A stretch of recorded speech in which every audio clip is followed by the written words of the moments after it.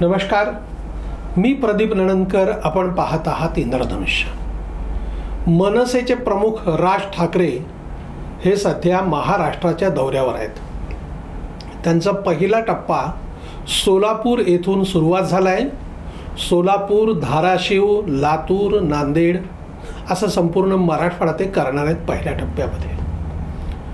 सोलापूरच्या दौऱ्यामध्ये त्यांनी पत्रकार परिषद घेतली आणि त्या पत्रकार परिषदेमध्ये ते ज्या पद्धतीनं बोलले, ठाकरे स्टाईल पत्रकार परिषद, वेगवेगळे नेते आहेत की ज्यांची हयात राजकारणात गेली, असे प्रगल्भ अनेक नेते पत्रकारांना अतिशय मान देऊन पत्रकार परिषद घेतात.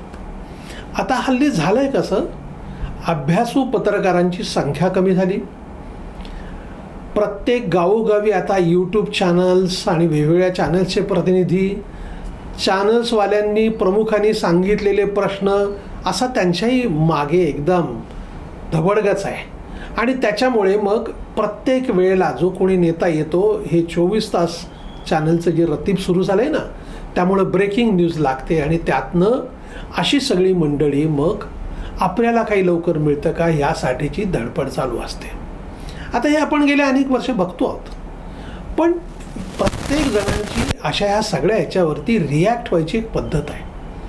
आणि राज ठाकरे म्हणजे जणू काही ही सगळी मंडळी आपल्यासाठी आहेत. पण ते बघा, म्हणजे की त्यांच्या पूर्वीच्याही प्रेसमध्ये माझ्या घराच्या समोर थांबलेत लोक, मी त्यांना म्हटलं त्यांना बाहेर काढा अगोदर, इथपासून ते बोलत राहतात.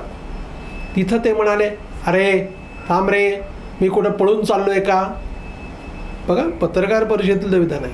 माझा अगोदर एकाच्या प्रश्नाच्या वेळेला मला विचार तरी करू द्या, त्याचं उत्तर तरी देऊ द्या, काय चाललंय तुमचा. म्हणजे पत्रकारांना अशा पद्धतीची भाषा वापरणारा हा कदाचित, म्हणजे फार कमी पुढारी आहेत राज ठाकरेसारखे बोलणारे. हे जरी ठीक असलं, ती भाषा काय हे सांगा ना, पण नम्रपणे सांगता येतं. पण ती ठाकरे स्टाईल म्हणून त्यांचं भागतं. आता त्याच्याही पेक्षा देखील हे काय आहे, ठाकरे मुंबईत राहतात. लहानपणापासून सोन्याचा चमचा तोंडात घेऊनच त्यांचा जन्म झाला. आणि त्यांना असं वाटतं, काय बहुतेक मुंबई पुण्यामध्ये राहणाऱ्या माणसांना आपणच हुशार आहोत, आपल्यालाच सगळं कळतं. सोलापूरच्या पत्रकार परिषदेमध्ये धारावीच्या संबंधामध्ये प्रश्न विचारला एका पत्रकाराने. ते काय म्हणाले, अच्छा, सोलापुरात राहून धारावीचा विचार करणारे पत्रकार. अरे म्हणजे काय, तुम्ही मुंबईत राहून जगाची भाषा बोलता, मग सोलापूरच्या माणसांनी धारावीच्या प्रश्नाबद्दल विचारलं तर बिघडलं कुठं. तर लगेच हिणवायला लागले का तुम्ही की सोलापुरात राहून धारावीच्याबद्दल का. काय सगळी हुशारी काय पुणे मुंबईची मक्तेदारी आहे, ग्रामीण भागामध्ये विचार करणारे, अभ्यास करणारे लोक नाही आहेत असा समज आहे का. एक तर काय होतं, ह्या सगळ्या विषयामध्ये राज ठाकरे हे स्वतःला हुशार समजतात. आता आरक्षणाच्या विषयावरती ते जे काही बोलले ना, महाराष्ट्राला आरक्षणाची गरजच नाही. आता हे काय सामाजिक प्रश्नांचे तज्ज्ञ आहेत का, सामाजिक शास्त्राचा अभ्यास केला आहे का. महाराष्ट्रातलं एकूण सामाजिक वातावरण, आर्थिक स्तर, लोकांची गरज याचा किती अभ्यास त्यांना आहे. मग हे स्टेटमेंट करताना त्यांनी काही आकडेवारी सांगायला पाहिजे, त्यांचा अभ्यास लोकांच्या समोर मांडायला पाहिजे. आणि ह्या मुद्द्याच्या आधारे मी असं सांगतो किंवा माझं असं मत आहे, लोकांचं कदाचित दुसरं मत असू शकेल. पण आत्ता महाराष्ट्रात सगळीकडे आरक्षणाच्या विषयावरती वादंग सुरू आहे आणि त्यात हे स्टेटमेंट त्यांनी केलं. स्वाभाविकपणे त्याच्यावरती ज्या प्रतिक्रिया उमटायला पाहिजेत त्या पद्धतीच्या उमटल्या. आरक्षणाची संधी असली पाहिजे, लगेच फडणवीस बोलले, रामदास आठवले बोलले. सगळ्या पक्षांनी सडकून टीका केली. आणि महाराष्ट्रात मराठा समाजाचं आंदोलन चाललं आहे आरक्षणासाठी, आणि त्यातही ओबीसीतनं त्यांना आरक्षण हवं आहे. सोलापूरहून ते धाराशिवला गेले आणि कदाचित राज ठाकरेंच्या राजकीय कारकिर्दीत ही पहिलीच घटना असावी की तिकडे मराठा समाजाच्या कार्यकर्त्यांनी आम्हाला तुम्हाला भेटायचं आहे. अगोदर तर ते आराम करतायत, बोलायला तयार नाहीत. मग ते वरनं खाली आले आणि ज्यांना कोणाला चर्चा करायची ती या दोघं जण, पण ती जी भाषा होती, टोन होता, या सगळ्यांनी तिकडेच ठिय्या धरला लॉजच्या दुसऱ्या मजल्यावरती. आणि मग हे सगळं चाललं. पोलिसांना हस्तक्षेप करावला. रात्री 9:30ला हे प्रकरण मिटलं. मनोज जरांगेशी बोलणार वगैरे, जरांगेने सांगितलं माझ्याशी काही संपर्क झालेला नाही. तो विषय वेगळा. मुद्दा काय आहे की असं कोणी त्यांना जाब विचारण्याचा पहिलाच प्रसंग आहे आणि त्यामुळे त्यांचा एकूण जो टोन आहे ना बोलण्याचा जरा कमी झाला आहे. मग धाराशिवमध्ये त्यांनी काय केलं, एकूण सगळ्या कार्यकर्त्यांची जी बैठक घ्यायची होती ते खरं तर प्रत्येक मतदारसंघ निहाय बैठका घेणार होते. धाराशिवमध्ये सगळ्या मतदारसंघाची एकत्र बैठक घेतली. त्याच्यानंतर ते लातूरला आले. लातूरला स्वाभाविकपणे स्वागत अमुक असं वाटलं होतं की लातूरमध्ये पण कदाचित अन्य कुठल्या संघटना गोंधळ घालतील वगैरे, ते काही फार झालं नाही. मग त्यांची पत्रकार परिषद होणार. मग कार्यकर्ते बिचारे सांगत होते सकाळी 9ला होणार, दुपारी 3ला होणार आणि पत्रकार परिषद कॅन्सल झाली. तो ठीक आहे, त्यांचा विषय आहे. मुद्दा काय आहे की राज ठाकरे हे सत्तेत नाहीत. किती वर्ष झालं बघा मनसे आहे आणि त्यांचा पक्षाचा कदमताल चालू आहे. म्हणजे 2 पावलं पुढे आणि 1 पाऊल मागे. असं झालं तर माणूस पुढे चाललं म्हणताय. पण राज ठाकरेंची वाटचाल अशी आहे की ते 1 पाऊल पुढे आणि 2 पावलं मागे. त्यांच्या पक्षाचं बघा सगळीकडे. म्हणजे एकेकाळी 13 आमदार होते. नाशिक महापालिका त्यांच्या ताब्यात होती. आता मनसेचा 1च आमदार उरला आहे. नगरसेवक अमुक तो फार हे, पण तरी देखील त्यांचा तोरा असा आहे की जणू काही हे यांच्या देशामध्येच यांचे सगळे आमदार खासदार वगैरे आहेत. मग त्यांची भाषा, त्यांची स्टाईल, लोकसभा निवडणुकीमध्ये त्यांनी पाठिंबा दिला. आता त्यांच्या पाठिंब्याचा लाभ भाजपला किती झाला माहिती नाही. आणि आता मी स्वतंत्र लढणार आहे 250 ते 250 जागेवरती अशी घोषणा पण तिने केली आहे. करू देत बापडे. पण त्याचा निकाल काय लागायचा हे महाराष्ट्रातल्या जनतेला माहिती आहे. कारण राज ठाकरेची ताकद माहिती. काय मतं मागताना देखील जी एक नम्रता पाहिजे. तुम्हाला मतदान द्यायचं असलं तर द्या, नाही तर नका देऊ. काही ह्यांना काही फरकच पडत नाही. मग हे कशासाठी राजकारणात आहेत हे पण एकदा कळलं पाहिजे. म्हणजे तुम्हाला माझं महत्त्व कळत नसेल तर काय उपयोग. मग ते ब्ल्यू प्रिंटचा एक विषय. आता ते किस्से ते आत्तापर्यंत 2-3 वेळा सांगून झाले. मी ब्ल्यू प्रिंट दिली, पण एका पत्रकार परिषदेत मला एकाने ब्ल्यू फिल्म म्हटलं. ती दाखवली असती तर लोकांनी बघितलं असतं. म्हणजे लोकच वेडे, हे शाणे आहेत. अहो तुम्ही खरंच तुमच्याकडची ब्ल्यू प्रिंट आणि त्यातनं काही 4 गोष्टी घडणाऱ्या असत्या ना, लोकांनी उड्या मारल्या असत्या. काय करून दाखवलं, काय झालं. तिकडे राजकारणामध्ये नाशिक महापालिका तुमच्या ताब्यात होती.